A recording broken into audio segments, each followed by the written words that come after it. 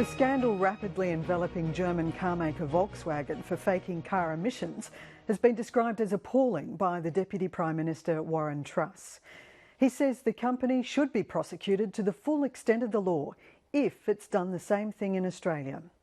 The federal government is still waiting for VW to tell it how many cars with software designed to circumvent emissions standards have been sold in Australia. Mr Truss says until then, we should give the company the benefit of the doubt. But critics say Australia lags so far behind the rest of the world in vehicle emission and fuel efficiency standards that it's quite possible Volkswagen's cheating cars are quite legal here. Matt Peacock reports. It's one of the largest corporate frauds ever, now likely to have a major flow-on effect on the entire German economy. VW just lied to them. It really is extraordinary. I think it's absolutely staggering to think that they have engaged in deceitful behaviour. This is a very serious event in the life of one of the biggest car manufacturing companies in the world. 1 week ago, the US Environmental Protection Agency revealed that Volkswagen had rigged its diesel cars with special software to cheat US emissions standards. The German giant had been caught red-handed. Let's be clear about this. Our company was dishonest with the EPA and the California Air Resources Board, and with all of you. And in my German words, we have totally screwed up. VW had installed software in its cars to detect when emissions were being tested. And when that happened, it had switched the car to its clean mode. But for the rest of the time, the emissions were flagrantly illegal. It was able to detect when the car was undertaking an emissions test and ensured that the emissions control system was working at that time, but when you were in normal road conditions, it switched off. And so you had up to 40 times the limit of nitrogen oxide emissions. The cheating was discovered accidentally by an environmental group who wanted to show how European cars could reduce their nitrous oxide emissions. We were aware through our testing and other testing that light-duty diesel vehicles, or passenger diesels, their NOx emissions were very high in Europe. And so we thought, you know what? Let's test a couple light-duty diesel vehicles, passenger diesels, here in the United States and show that you can actually meet the standards, not only in the test, but also in real-world driving conditions. The results of the test were dramatic. We saw huge discrepancies. It was one vehicle 15 to 35 times the emissions levels, another vehicle 10 to 20 times the emissions levels. Volkswagen has since admitted that 11 million cars worldwide may have the cheating software in a scandal that's rocked the automotive giant to its core. Already its chief executive, Martin Winterkorn, has resigned. This is extraordinary. It beggars belief that a company would deliberately put this so-called defeat device into 11 million vehicles worldwide. The Australian Consumers Association's Matt Levy believes it's the height of corporate irresponsibility. We're talking about impacts like emphysema, other respiratory problems that come from these particulates, so the standards are there for very good reason.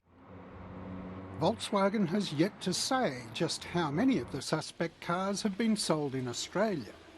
This affects Volkswagen and Skoda and some Audi models that are powered by the 2-litre turbo diesel 4-cylinder engine. So best we can ascertain, there's been sales of between 35 and 50,000 of those vehicles during the period. For Australian VW owners like Dr Anne Mortimer, it's a major shock. I'm very concerned because these cars generally have a good resale value. So in terms of brand name, how will that be? And also in terms of if I want to trade my car in, how will that be impacted? Ironically, VW may not have breached Australian pollution standards, which trail significantly behind the OECD. Australia is an international laggard on motor vehicle emissions. We're about 3 years behind Europeans in regulating the sorts of emissions involved in this case, nitrogen oxides from cars and other air pollution. This is despite a 2012 World Health Organization determination that diesel emissions can also cause cancer. According to the government, tougher regulations would have threatened the local car industry. We've had design standards in Australia which have met the needs of our manufacturers in this country, but as we move out of manufacturing here, then we will adopt more closely international standards so that vehicles can be imported into this country with the knowledge that they will meet the best standards in the world. Australia is even further behind on fuel efficiency standards. On the carbon pollution and fuel consumption side, we have no standards at all. I mean, we are the only advanced economy with no regulation of carbon pollution, no standards that ensure motor car buyers get fuel efficient and hence cheaper to run cars. I mean, even China and other major developing countries have these standards. There's absolutely a risk that Australia can end up as a dumping ground for dirty vehicles. If you have standards in Australia that are weaker in markets like Europe and the United States, we'll get the dirty products. That's not good enough for Australian consumers. The government says it's still waiting to be told by Volkswagen what's happened in Australia.